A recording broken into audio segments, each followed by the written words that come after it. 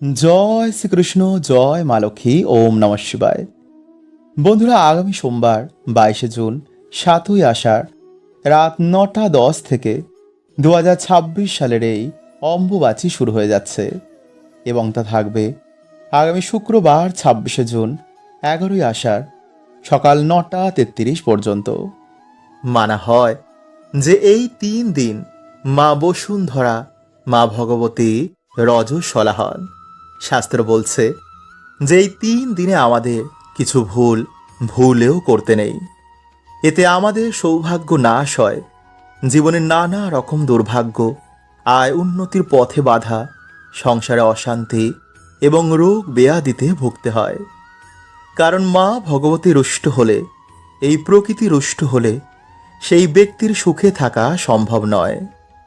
কারণ যে শক্তি সমস্ত ব্রহ্মাণ্ডকে চালনা করছেন, যিনি জগতের মা, যিনি শিবের শক্তি, তারই প্রতীক হচ্ছে এই অম্বুবাচী পর্ব। কারণ এই পর্ব সমস্ত স্ত্রী শক্তিকে অর্পণ করা হয়। এই 3 দিন মায়ের 51টি শক্তিপীঠের মধ্যে আসামের কামাখ্যা মন্দিরে মা রজস্বলা হন।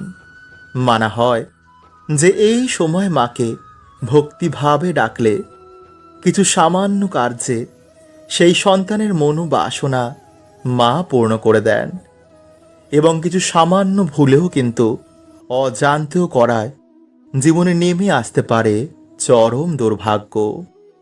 তাই অম্বুবাচী চলাকালীন কোন ভুলগুলো আপনারা ভুলেও করবেন না, জানতে বন্ধুরা ভিডিওটি অবশ্যই পুরো দেখবেন। তো নমস্কার বন্ধুরা, আমি রাজু, আর আমাদের চ্যানেলে ভক্তের বন্ধুতে আপনাদের স্বাগত। তার আগে বন্ধুরা, আপনারা ভিডিওটি একটি লাইক করে কমেন্টে আপনারা বলুন জয় মা কামাখ্যা। নাম্বার 1, বন্ধুরা, এই 3 দিন মায়ের 51টি শক্তিপীঠের মধ্যে কামরূপ কামাখ্যা মন্দিরে মা রজস্বলা হন। আর তারই প্রতীক হচ্ছে সেই মন্দিরে থাকা যোনির আকারের একটি শিলাখণ্ড। এই সময় মায়ের এই শিলাখণ্ডকে সাদা কাপড় দিয়ে ঢেকে দেওয়া হয়। তারপর মন্দিরের দরজা বাইরে থেকে বন্ধ করে দেওয়া হয়। তাই এই সময় এই 3 দিন কিন্তু কোনো রকম শুভ কার্য করতে নেই, যেমন গৃহপ্রবেশ, বাড়ি গাড়ি কেনা, বিবাহ বা কোনো ধরনের শুভ কার্যই এই সময় করতে নেই।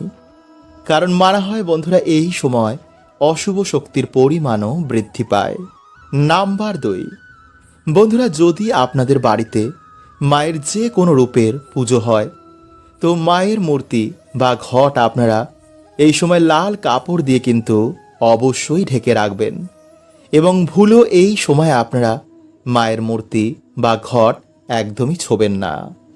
নাম্বার 3, বন্ধুরা, এই সময় আপনারা বাড়িতে নিত্য পুজো, ধূপধুনো দেখানো অবশ্যই করতে পারেন। তবে বিশেষভাবে কোনো রকম কিন্তু আপনারা এই সময় পুজো অর্চনা বা উৎসব কিন্তু একদমই রাখবেন না এবং গুরু মন্ত্র ছাড়া কোনো মন্ত্র কিন্তু আপনারা এই সময় জপ করবেন না। নাম্বার 4, বন্ধুরা, এই সময় যেহেতু এই ধরতিমা, এই প্রকৃতি রজস্বলা হন, তাই এই সময় আপনারা মাটি খুঁড়বেন না, গাছপালা কাটবেন না এবং বাড়িতে যদি আপনাদের সাপ দেখেন, তো এই 3 দিন যতটা আপনারা পারবেন না মারার চেষ্টা করবেন।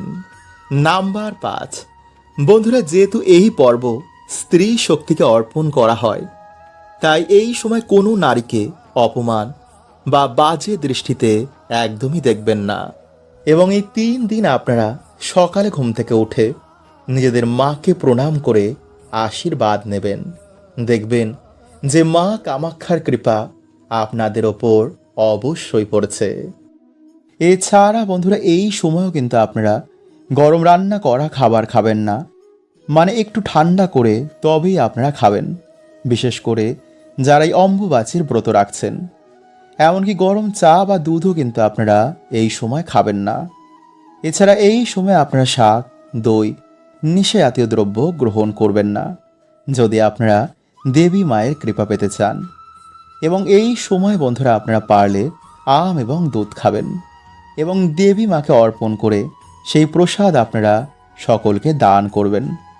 তবে এই সময় বন্ধুরা আপনারা গৃহ থেকে ব্যবহার করা সিঁদুর, ধারালো জিনিস, আমিষ, ব্যবহার করা পোশাক এবং সন্ধ্যের পর আপনারা গৃহ থেকে সাদা জিনিস দান করবেন না, যেমন দুধ, দই, লবণ।